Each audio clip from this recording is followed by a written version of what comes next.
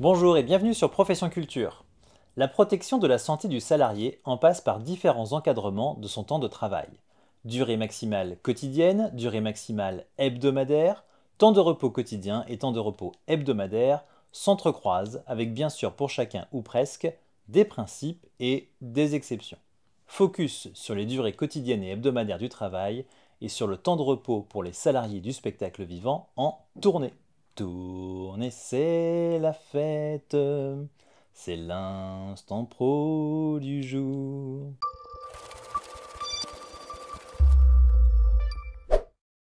Selon le Code du travail, la durée quotidienne de travail effectif par salarié ne peut excéder 10 heures.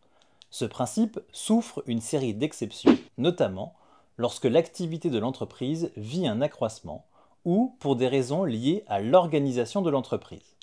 Dans ce cas, il peut être demandé aux salariés de travailler jusqu'à 12 heures dans une même journée. C'est ce que reprend l'annexe 4 à la Convention collective nationale des entreprises du secteur privé du spectacle vivant. La Convention réglemente ici la situation des tournées. En ce cas, et en ce cas seulement, la durée maximale de travail peut être de 12 heures sur une amplitude horaire de 15 heures. On en déduira que le salarié doit pouvoir en ce cas bénéficier de 3 heures de temps de pause.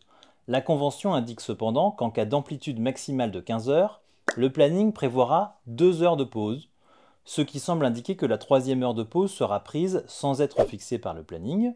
Il serait quand même plus prudent pour une bonne gestion de l'équipe que les 3 heures de pause soient sur le planning.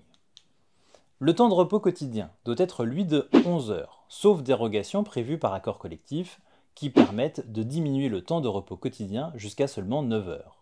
Là encore, la Convention se glisse dans cette exception en cas de tournée. Les motifs de la Convention sont assez flous, puisqu'on n'y parle que des spécificités des activités de spectacle en tournée, là où le Code du travail aurait sans doute apprécié que les critères soient plus clairs, d'autant qu'il vise, lui, les activités caractérisées par l'éloignement entre le domicile et le lieu de travail. Si le salarié a un temps de repos quotidien inférieur à 11 heures, le Code du travail impose que les heures manquantes fassent l'objet d'un repos compensateur, ce que la Convention reprend dans ses stipulations.